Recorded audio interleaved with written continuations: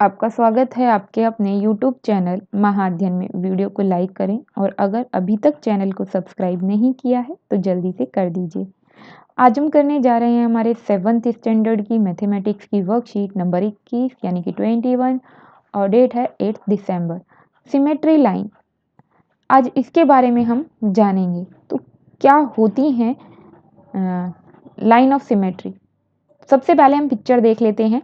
ये पिक्चर्स कुछ दी गई हैं 1 2 3 4 5 6, इस तरीके से इन 6 पिक्चर्स को आप ध्यान से देखिए और आप देखेंगे इनके बीच में से बिल्कुल मिडिल से लाइंस खींची गई हैं डॉट डॉट में या डार्क कलर में। जैसे इस स्माइली में आप देखोगे डार्क कलर से एक ब्लैक कलर की लाइन है, तो वहीं आप हार्ट में देखोगे दिल जैसे शेप में डॉट डॉट करके लाइन खींची गई है। बिल्कुल इसी तरीके से सर्कल में और यहाँ पर आप ट्रायंगल में भी देख सकते हैं। अब आप एक बात को ध्यान से देखिए, जो बीच से लाइन दी गई है, मिडिल में से जो लाइन जा रही है, आप उसी लाइन पर अगर इसको फोल्ड करें पिक्चर को, अगर आप ऐसी पिक्चर अपनी कॉपी में बनाते हैं और उसे फोल्ड करें तो आप देखेंगे कि सर्कल का पोर्शन जो है वो पहला पोर्शन दूसरे पोर्शन के ऊपर पूरे तरीके से आ जाएगा, पूरा ढक जाएगा। मतलब वो आपको आधा ही दिखाई देगा फोल्ड करने के बाद, बिल्कुल भी इधर उधर से निकला हुआ भाग दिखाई नहीं देगा। अगर आप सेकंड पिक्चर को देखें और इसे फोल्ड करेंगे तो ये जो हिस्सा है फोल्ड होने के बाद ऐसे आ जाएगा इस तरीके से, और आप देखेंगे कि साइड में ये वाली जगह और ये वाली जगह बच जाएगी।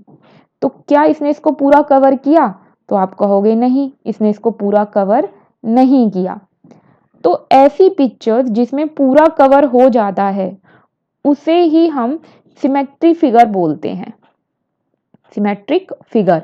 लेकिन ऐसे फिगर जो पूरी तरीके से नहीं एक दूसरे को ढकते हैं, या जो बिल्कुल ऐसी पिक्चर्स जिनके बीच से हमने लाइन नहीं खींची है, वो सिमेट्री लाइन नहीं है। तो ये सिमेट्री लाइन थी जो बीच से गई, और जो बीच से गई अगर वो पूरा आधा आधा नहीं करती तो वो सिमेट्री लाइन नहीं कहलाएगी। तो फिलहाल मैंने आपको यहाँ पर दो बातें बताई। क्या बातें बताई? एक तो ये बताया कि सिमेट्री लाइन कौन सी है, जो किसी भी पिक्चर को दो हिस्सों में बांट दे, किसी भी चीज को दो हिस्सों में बांट दे, वो सिमेट्री लाइन है। ये जो ब्लैक कलर से है यहाँ पर, ये सिमेट्री लाइन है। और ऐसा फिगर जो दो बराबर हिस्सों में बट जाए वो सिमेट्रिक फिगर है।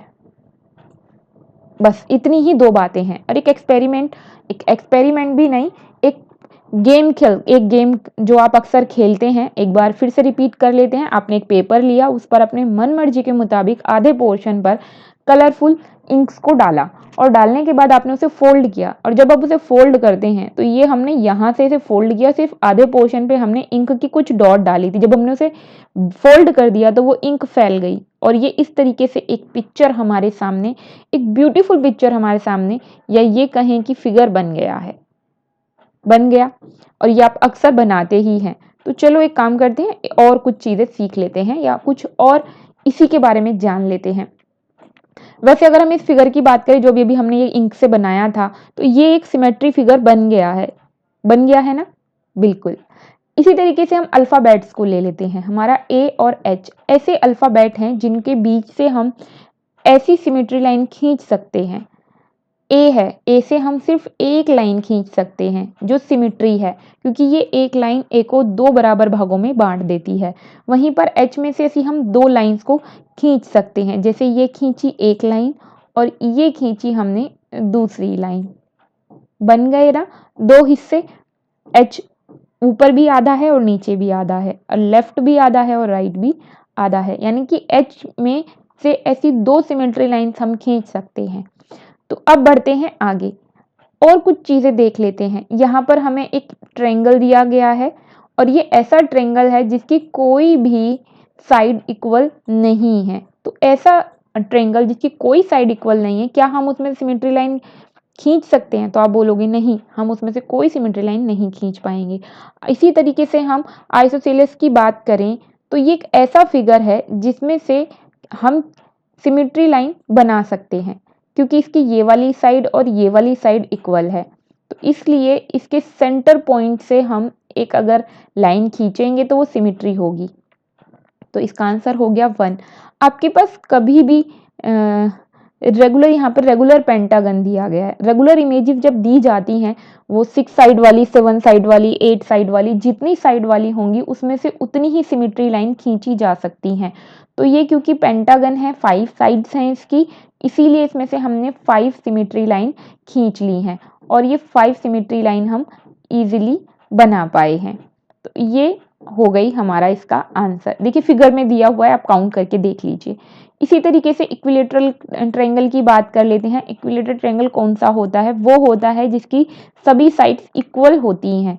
तो इसकी सभी साइड्स इक्वल हैं। जिसकी सभी साइड इक्वल हैं उसके अगर आप सेंटर से सिमेट्री लाइन खींचेंगे तो आप देखेंगे आप 3 सिमेट्री लाइन खींच पाए, जो आपके ट्रायंगल को बराबर बराबर हिस्सों में बांटती हैं। मैं आपको यहाँ एक बार करके दिखा देती हूँ ताकि ये एक आसान फिगर है और आपको आसानी से समझ भी आ जाएगा। ये वाला खींचा हमने, ये भी बराबर और ये भी बराबर।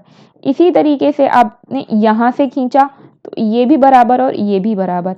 इसी तरीके से आपने ये लाइन जो है वो यहाँ से खींची तो ये वाला भी बराबर और ये वाला भी बराबर। तो हम कोई भी एक लाइन जब खींच रहे हैं किसी भी फिगर में तो बाकी लाइन को आप देखिए मत, फिर सिर्फ उसी लाइन को देखिए और फिर फिगर को देखिए। फिगर 2 हिस्सों में बट गया तो मतलब वो लाइन जो है आपकी सिमेट्रिक लाइन थी। इसी तरीके से आप स्क्वायर को ले लीजिए। जब आप स्क्वायर को लेते हैं तो आप देखते हैं स्क्वायर में से हम ऐसी लाइन 4 टाइम खींच सकते हैं जो सिमेट्री होंगी। पहली ये हो गई यहाँ तक, दूसरी ये, तीसरी ये और फोर्थ की बात करें तो ये। तो 4 लाइन हमने इसमें से ले ली हैं। अगर आप रिफ्लेक्शन की बात करें, रिफ्लेक्शन और सिमेट्री की बात करें तो आप देखोगे ई को अगर आप मिरर में देखते हैं तो वो ऐसा दिखाई देगा मिरर में। लेकिन यहीं पर मिरर में अगर हमने ई की जगह ए को देखते हम मिरर में, ये ए इधर ऐसा है तो दूसरी तरफ भी ऐसा ही दिखाई देता, बिल्कुल सेम दिखाई देता। तो ये हमारा सिमेट्री फिगर बन जाता। बनता कि नहीं? बिल्कुल बनता। तो क्या ई बना? तो हम कहेंगे नहीं बना और ए हम कहेंगे बन गया। तो चलो आज हम देखते हैं अपनी वर्कशीट। लेट्स प्रैक्टिस कि हमने क्या क्या सीखा। सबसे पहले इन्होंने हमें कहा है कि रिफ्लेक्शन सिमेट्री बतानी है, इनमें से कौन कौन सी हैं। तो फटाफट से मैं आपको यहाँ करके दिखा देती हूँ ताकि किसी भी तरह का कंफ्यूजन आपको ना हो। ये सबसे पहले आर है। आर को अगर हम मिरर में देखते हैं, ये बीच में जो लाइन खींची है ये मिरर की लाइन है, ये मिरर है। हाँ, आप इसे समझ जाइए, मिरर है तो वो ऐसा दिखाई देगा। सी को अगर हम मिरर में देखते हैं तो सी होता ऐसे है लेकिन मिरर में दिखाई देता है ऐसा। क्या एक जैसा दिखाई दे रहा है? हम कहेंगे बिल्कुल भी नहीं। एन की बात करें तो एन होता है ऐसे, लेकिन जब हम फिगर में देखेंगे तो वो हमें ऐसे दिखाई देगा मिरर में, ये मिरर। और इसी मिरर में अगर हम ए को देखें तो ए तो मैंने अभी आपको बनाकर दिखाया ही था, सिमेट्री बिल्कुल सेम टू सेम बन जाएगा। टी को देखें तो टी भी बिल्कुल सेम बनेगा। तो भाई एक काम करते हैं, फटाफट से अपनी शीट को कर लेते हैं साफ और आंसर इस पर लिख देते हैं। तो चलो आंसर ये रहा, ए और T alphabet will remain the same after reflection symmetry. उसके बाद ड्रॉ करना है आपको एक ऐसा फिगर ड्रॉ करना है जिसमें से infinity numbers of line of symmetry हो। मतलब आप उसमें इतनी लाइन खींच सके सिमेट्री कि आप खुद भी ना गिन पाए। इन्फिनिटी मतलब जिसे आप खुद भी ना गिन सकें, इतनी सारी। तो ऐसा कौन सा फिगर हो सकता है ना? दिमाग वाला सवाल, पर हमारे पास इसका भी है जवाब। ड्रॉ अ सर्कल, एक सर्कल ड्रॉ कर लेते हैं। मैंने यहाँ पर एक सर्कल नहीं बनाया, मैंने लिख दिया है ड्रॉ अ सर्कल, क्योंकि मुझे पता है मैं यहाँ सर्कल बना भी देती तब भी आपका काम तो कम नहीं होने वाला था। आपको डेफिनेटली अपनी कॉपी में सर्कल बनाना ही पड़ेगा। तो फटाफट से आप एक सर्कल बना लीजिए, चूड़ी से बना लीजिए, कड़े से बना लीजिए। वैसे अच्छा तो ये है कि आप उसे प्रकार से बनाएं, डिवाइड, और बनाने के साथ साथ उसमें सेंटर पॉइंट भी जरूर शो कीजिए। और देन थर्ड क्वेश्चन, इन्होंने हमें कहा है कि सिमेट्री लाइन बतानी है हमें। जो भी हमें यहाँ पर दिया गया है, जो भी फिगर्स हमें बताए गए हैं उनमें कितनी सिमेट्री लाइन होंगी हमें ये बताना है। तो हम फटाफट से इस सवाल को भी कर लेते हैं। सबसे पहले हमें इन्होंने बनाने के लिए बोला है पैरेललोग्राम। तो पैरेललोग्राम की मैं शेप बनाती हूँ ताकि आपको समझ में आसानी से आ सके, इस तरीके का होता है कुछ।